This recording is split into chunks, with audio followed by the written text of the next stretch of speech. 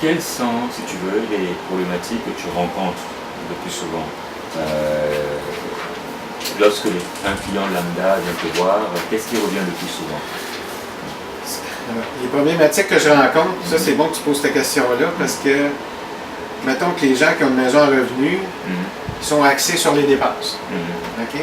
Mais il faut que je lui tienne les verres du nez pour les revenus. OK. Une personne qui veut, mettons, un plan d'affaires pour éventuellement aller à la banque, etc.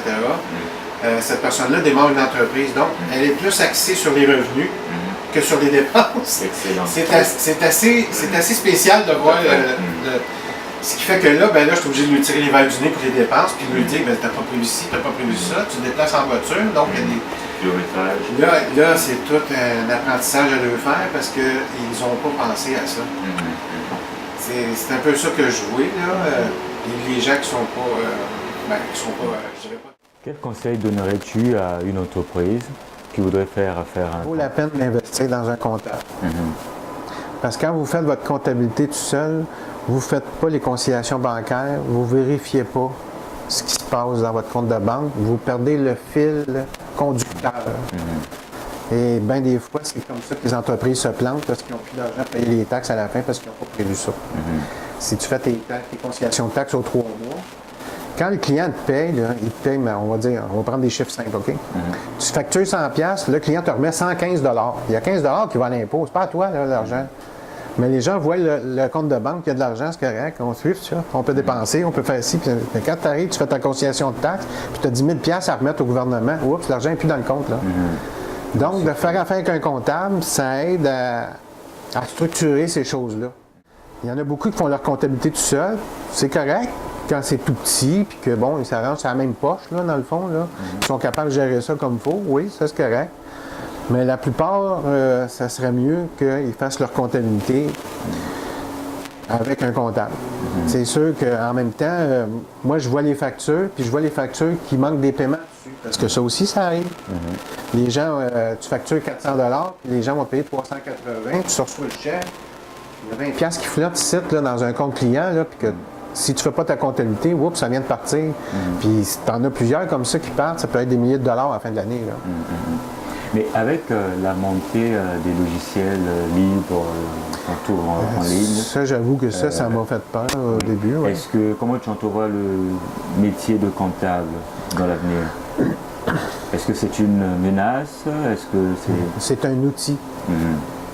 La menace, je croyais comme impôt rapide. Là. Ça, je croyais que l'année passée, là, je n'avais fait juste une centaine, je pensais que c'était ça qui me rentrait dedans.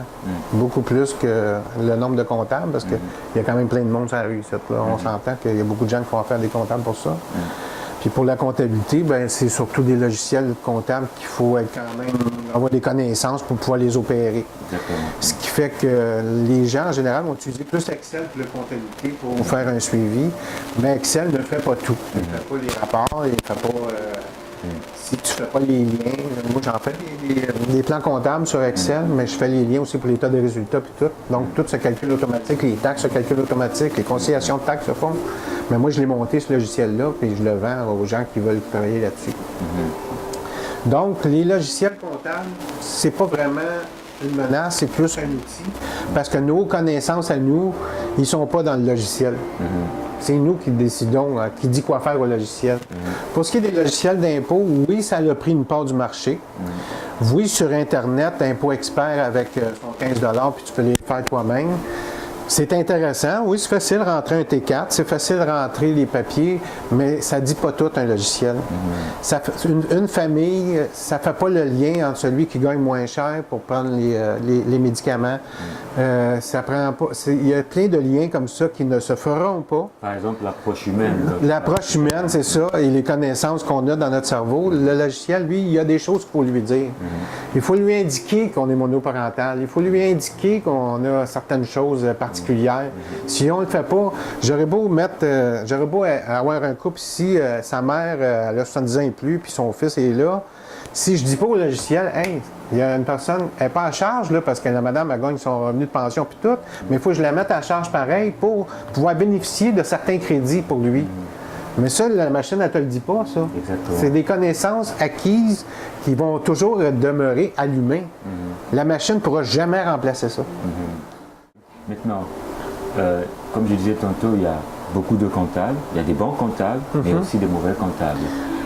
En 2-3 mots, comment tu résumerais un bon comptable? Un bon comptable, c'est quelqu'un qui cherche. Un bon comptable général, c'est quelqu'un qui va travailler dans toutes les sphères de la comptabilité, qui va toucher à tout.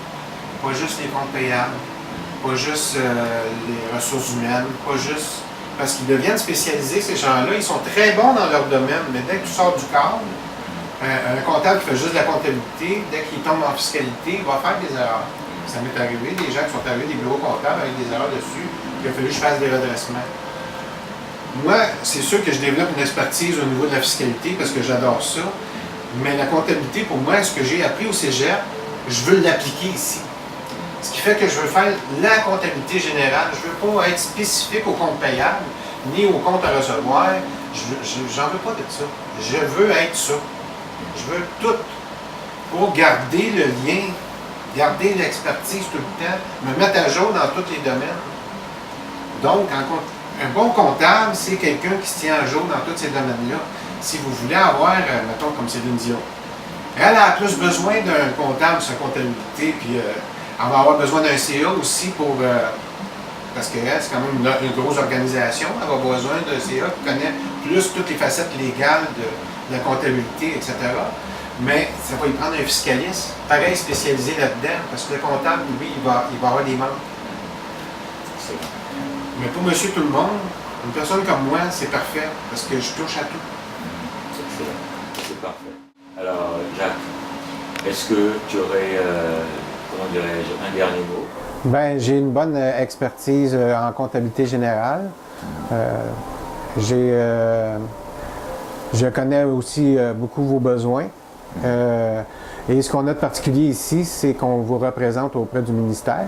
On fait signer une procuration afin de vous éviter de vous déplacer et de négocier avec eux autres quand il y a un litige ou quelque chose du genre. On s'en occupe. Ce qui est assez particulier parce que dans les bureaux comptables, ils ne font pas vraiment ça.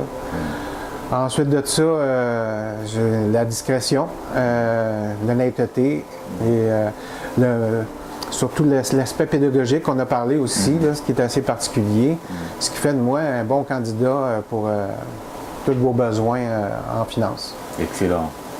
Écoute, Jacques, merci beaucoup. Ben, je te remercie beaucoup. De nous avoir reçus chez toi. Et puis, nous te souhaitons bon courage et à très bientôt. Oui, merci. Merci beaucoup. Bien. Vous êtes bien gentil. Mais de rien. Pour avancer ici d'impôt que j'ai suivi en 92. Excellent. Par après, j'ai été diplômé de l'Institut Jack. Tout ça, c'est sans diplôme. Ouais, ça, tu vois, le dernier livre que je t'ai montré, c'est le dernier diplôme. Ça, c'est avancé, ça comprend tous les travailleurs autonomes, les compagnies enregistrées. On touche aux amortissements.